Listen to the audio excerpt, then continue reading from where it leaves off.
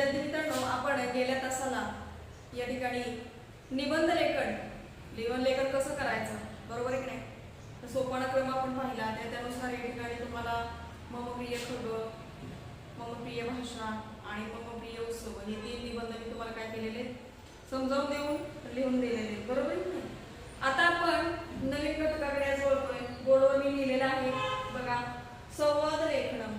संवाद तुम्ही त्याला इंग्लिशमध्ये कॉन्व्हर्सेशन म्हणतात, बरोबर आहे की नाही. कॉन्व्हर्सेशन म्हणजे हा संवाद जो आहे ते एकट्यामध्ये कधी होत नाही, एक व्यक्ती संवाद करू शकत नाही.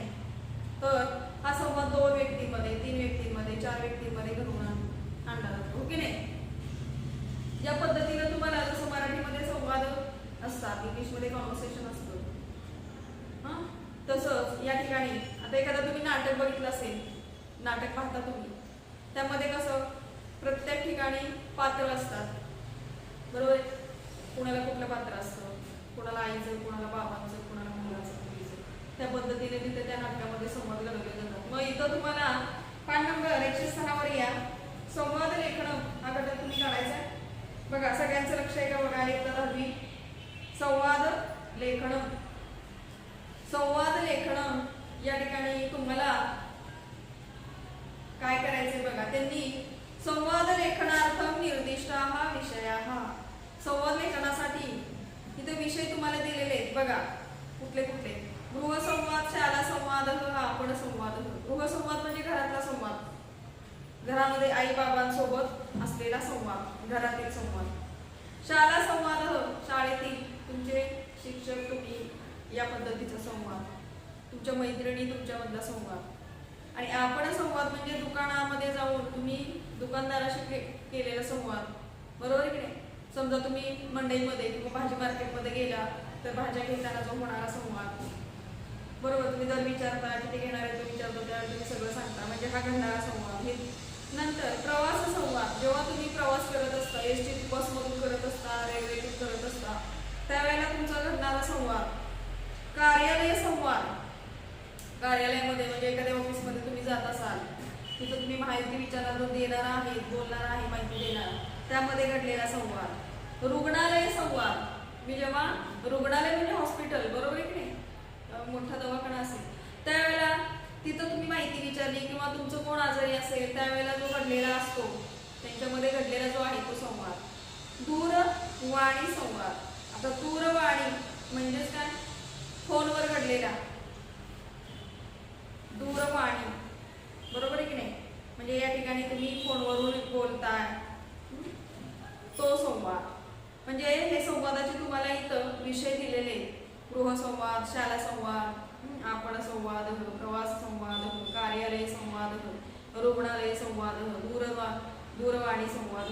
म्हणजे हे प्रत्येक ठिकाणी संवादाचे विषय दिलेले. तुमचा मला वाटतं शाळा संवाद, गृहसंवाद आणि आपण संवाद हे तुमचे रोजच्या व्यवहारातले संवाद आहेत. म्हणजे तिथे तुम्हाला बोलावंच लागतं. गृहसंवाद म्हणजे घरामध्ये तुम्ही बाबांशी बोलत असाल, तुमच्या आईशी बोलत असाल, तो होणारा संवाद असेल. शाळेमध्ये येता तुमच्या मॅडमशी बोलता, सरांशी बोलता, बरोबर की नाही, तुमच्या मित्रांशी बोलता, हा घडणार. म्हणजे रोजच्या जीवनातले जे संवाद आहे ते तुम्हाला इथं आहे. आपण संवाद. दुकानामध्ये आपल्यालाच पाठवतात, हो की नाही, आई बाबा, त्यावेळेला आपला घडणारा संवाद, आपण संवाद. दुकानदाराशी घडलेला संवाद. म्हणजे या ठिकाणी हे तुम्हाला संवाद लेखन जे आहे ते कसं करायचं इथं तुम्हाला सांगितलेलं आहे.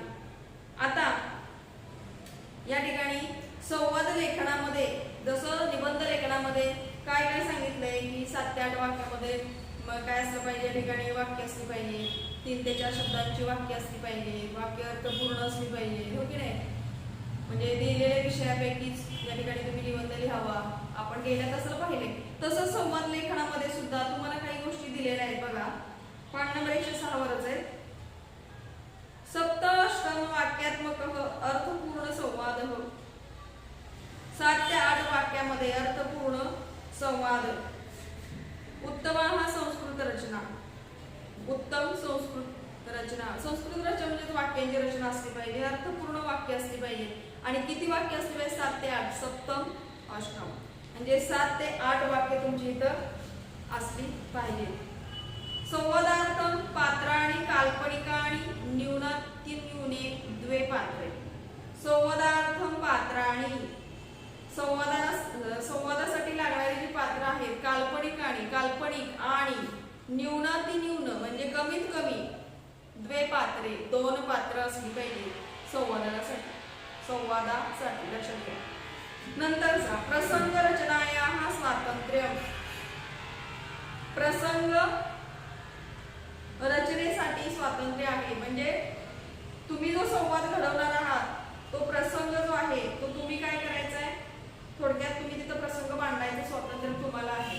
समजा घरामध्ये एखादी गोष्ट तुम्हाला मागायची असेल तो प्रसंग तुम्ही ते संवादातून घडवून आणायचा आहे. बरोबर आहे. म्हणजे अशा पद्धतीनं प्रसंग रचनेचं स्वातंत्र्य तुम्हाला आहे. नंतर संवादामध्ये पात्र काल्पनिक कमीत कमी न्यूनातिन्यून किती द्वे-पात्रे 2च पात्र असली पाहिजे संवादामध्ये आणि 7 ते 8 वाक्यामध्ये अर्थपूर्ण संवाद आणि उत्तम संस्कृत वाक्यांची रचना असलेला असा हा संवाद तुम्ही करायचा आहे. संवाद लेखन तुम्ही करायचं आहे. आता तुम्हाला खाली गृहसंवाद घरातला संवाद दिलेला आहे. बघा उदाहरण काय दिले. पात्र बघा त्रिणी म्हणजे 3 पात्र आहेत. पिता पुत्र पितामह. पिता म्हणजे वडील पुत्र मुलगा पितामह आजोबा. बघा पिता पुत्र पितामह वडील मुलगा आजोबा 3 पात्र आहेत. यांच्यामध्ये संवाद घडवून आणलेला आहे. बघा मी संवाद वाचते लक्ष पुस्तकामध्ये पाहिजे. हा गृहसंवाद आहे हे लक्षात घ्या. बघा पिता अये सौमित्र भारत ऑस्ट्रेलिया देशयोः क्रीडा स्पर्धा अस्ति खलु. अरे सौमित्र भारत ऑस्ट्रेलिया देशयोः भारत आणि ऑस्ट्रेलिया देशांमध्ये क्रीडा स्पर्धा असती खलु खेळांच्या स्पर्धा आहेत ना. कोणी विचारलाय प्रश्न पिता म्हणजे वडिलांनी. अरे सौमित्र भारत आणि ऑस्ट्रेलिया देशाच्या खेळाच्या स्पर्धा आहेत ना असा प्रश्न विचारलाय. खरोखर खलु म्हणजे खरोखर आहेत ना. पुत्र आम तात आम म्हणजे होय तात म्हणजे बाबा. पुत्र काय म्हणतोय मुलगा आम तात होय बाबा. पिता म्हणजे आजोबा काय म्हणतात बघा. का क्रीडा कदाच कोणते खेळ. का क्रीडा म्हणजे कोणत्या क्रीडा म्हणजे कोणत्या क्रीडा किंवा कोणते खेळ. कदाच आणि केव्हा. कदा म्हणजे केव्हा. कुठले खेळ आणि केव्हा आहे. पुत्र म्हणजे मुलगा. पादकंदुक क्रीडा स्पर्धा वर्तते अद्य. पादकंदुक पाद म्हणजे पाय कंदुक म्हणजे चेंडू. क्रीडा स्पर्धा म्हणजेच काय थोडक्यात फुटबॉल स्पर्धा. फुटबॉल खेळाच्या स्पर्धा वर्तते अद्य आज आहे. फुटबॉल या खेळाची स्पर्धा आज आहे अद्य. सायं सप्तवादने स्टार क्रीडा वाहिन्या. संध्याकाळी 7 वाजता स्टार क्रीडा वाहिन्या काय सांगितलं त्यानं पुत्र. फुटबॉल खेळाच्या स्पर्धा आज आहेत संध्याकाळी 7 वाजता स्टार क्रीडा वाहिनीवर. पिता वडील अस्तु तरी अहम कार्यालयात शीघ्रम आगन्तु प्रयते. अस्तु असो तर मग अहम मी कार्यालयातून लवकर आगन्तु प्रयते येण्याचा प्रयत्न करतो. प्रयते म्हणजे प्रयत्न करतो. सौमित्र त्वमपि शीघ्रं स्वाध्यायं पूर्णं कुरु. सौमित्र तू सुद्धा लवकर स्वाध्याय पूर्ण कर. कोणी सांगितले पिता बाबांनी सांगितले वडिलांनी सांगितले. कळले का इथपर्यंतची वाक्य. बरोबर. पितामह आजोबा काय म्हणतात बघा. सौमित्र शालायां परीक्षा कदा प्रारभते. सौमित्र शालायां परीक्षा शाळेच्या परीक्षा कदा प्रारभते कधी सुरुवात होते. शाळेच्या परीक्षेची परीक्षेला कधी सुरुवात होते किंवा शाळेची परीक्षा कधी आहे? स्वाध्यायेन सह स्वाध्यायम स्वयं अध्ययन अपि आवश्यकम. स्वाध्यायेन सह स्वाध्यायाच्या बरोबर स्वयं अध्ययन अपि आवश्यकम. स्वतःचा अभ्यास करणं देखील आवश्यक आहे. कोण म्हटलंय असं? आजोबा, पितामह. पितामह काय म्हणतात? सौमित्र, शाळेच्या स्पर्धा कधी सुरू होत आहेत? स्वाध्यायाबरोबरच स्वतःचं अध्ययन, स्वतःचा अभ्यास सुद्धा आवश्यक आहे. स्वयं अध्ययन अपि. स्वयं अध्ययन अपि. पुत्र, मुलगा. सत्यम, खरं आहे, बरोबर आहे. परीक्षा तू विलंबेन असते. परीक्षा उशिराने नाही. विलंबने म्हणजे उशिराने नाही. तथाच अहम, म्हणून मी. तथाच अहम, आणि म्हणून मी नियमित रूपेण, नियमितपणे अध्ययन करोमि एव. अभ्यास करतो. अध्ययनच करतो आहे. नास्ति हानी अद्य क्रीडा दर्शने. नास्ति हानी, काहीही नुकसान होणार नाही. अद्य क्रीडा दर्शने, आजचा खेळ पाहून. म्हणजे आजची खेळाची स्पर्धा पाहून काही नुकसान होणार नाही. मी रोज काय करतोय? नियमितपणे अभ्यास करतोय. खरं आहे, सत्य, खरं आहे, बरोबर आहे. परंतु परीक्षा या उशिराने आहे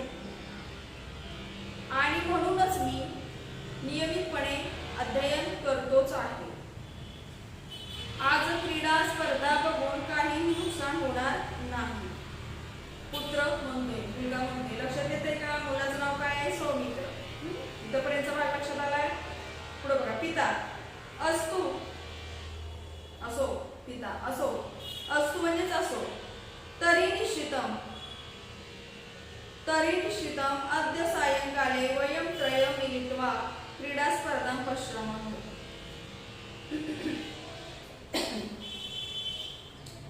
बघा, अद्य सायंकाले वयं त्रयं मिलित्वा क्रीडा स्पर्धां पश्यामः.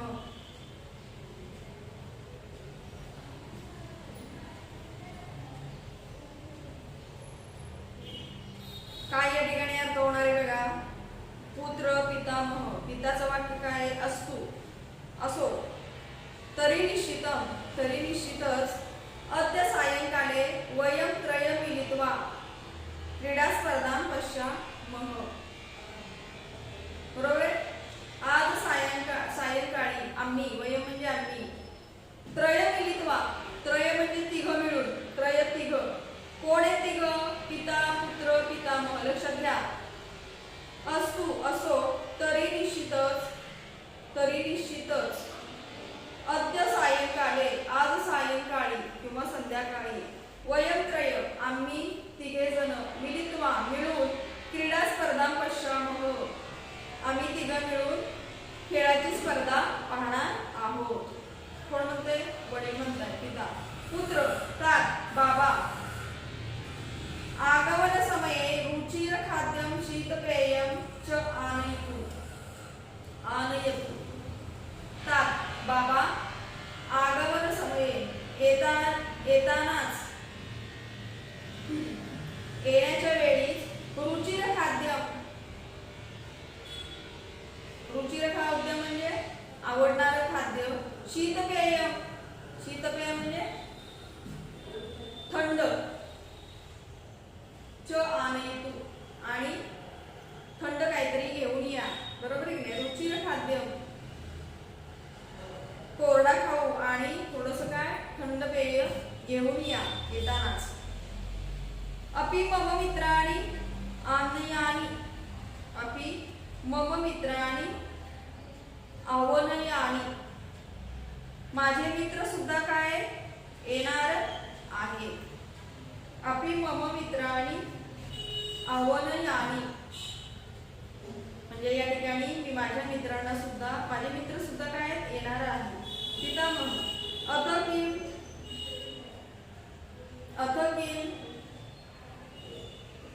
होय का? सर्वे मिलित्वा क्रीडानंदनम क्रीडा आनंदम अनुभवा. सगळे मिळून खेळाचा आनंद घेऊया. पुत्र काय म्हणतोय? बाबा येण्याच्या वेळेला रुचिर खाद्यम शीत पेयम च आनयतु. कोरडा खाऊ आणि थंड पेय घेऊन या. मी माझ्या मित्रांना सुद्धा बोलवलेलं आहे. मम अपि मम मित्रांनी आवयानी. माझ्या मित्रांना सुद्धा मी बोलवलेलं आहे. पितामह अथ किम होय का? होय काय? सर्वे मिलित्वा क्रीडा आनंद अनुभवा. सगळे मिळून खेळाचा आनंद अनुभवूया. कळले का इथपर्यंत? काय अडचण आहे का या गृहसंवादामध्ये? काही अडचण नसावी. या पद्धतीनं क्रीडा संवाद इथं 3 पात्रांमध्ये घडलेला आहे. पिता, पुत्र आणि पितामह. कळलेला असेल. तुमच्या सरावासाठी हा संवाद तुम्ही लिहिला तरी चालेल. शब्दांचे अर्थ कळले का बघा. नंतर संवाद. पादक कंदू क्रीडा. पादक कंदू क्रीडा म्हणजेच काय? फुटबॉल. बघा या ठिकाणी गृहसंवाद आहे. माहितीसाठी तुम्ही लिहू शकता. संवाद काही लिहित नाही. गृहसंवाद, घरातील संवाद,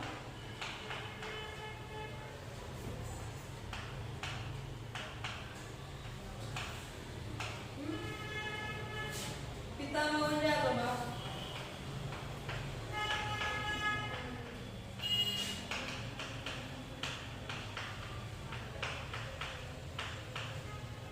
नंतर आम म्हणजे होय. आम होय. तात म्हणजे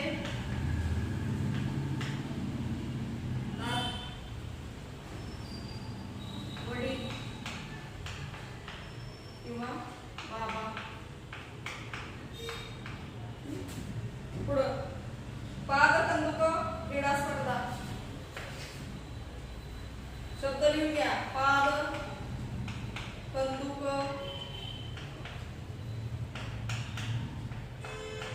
क्रीडा स्पर्धा.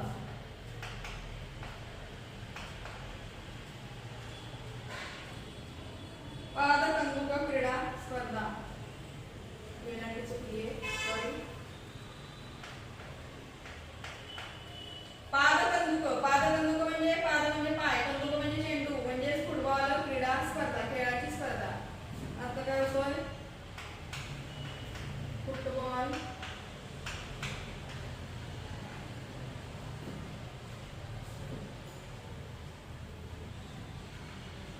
खेळाची स्पर्धा. क्रीडा म्हणजे खेळ.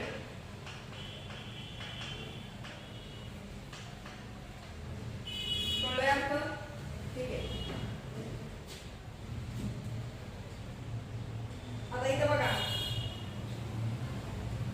स्वयं अध्ययनम अपि. स्वयं अध्ययनम. स्वयं अधिक अध्ययनम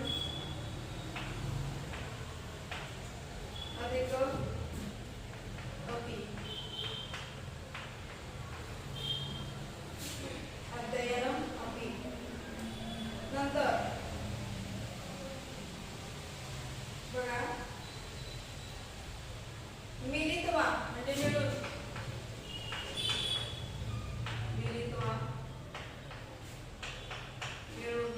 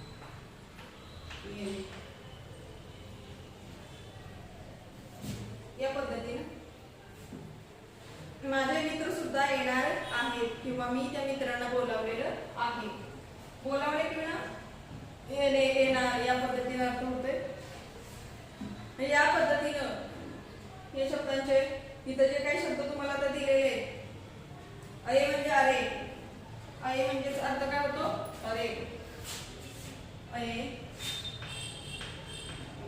अरे उदाहरणाचा शब्द आहे हा अये अरे. असू म्हणजे असो, असू असू.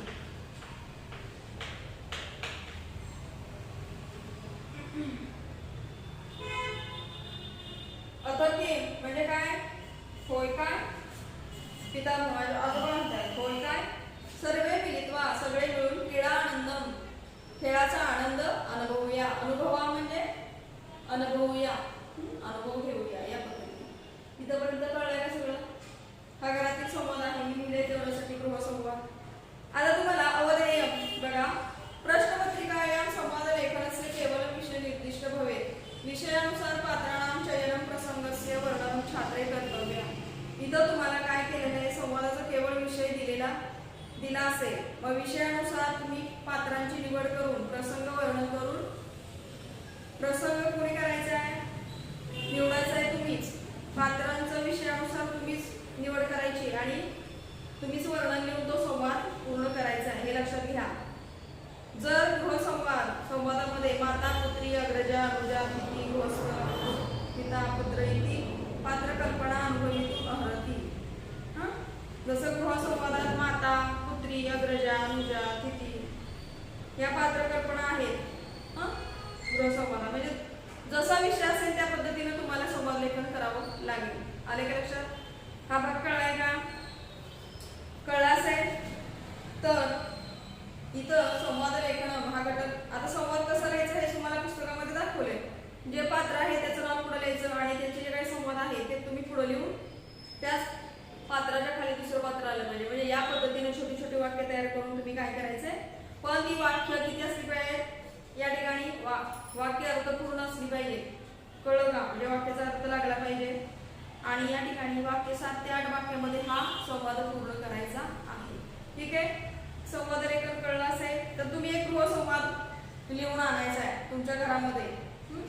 या पद्धतीने 3 संवाद 3 पात्र निवडा किंवा 2 आणि त्यामध्ये तुम्ही या ठिकाणी संवाद लिहून आणायचा.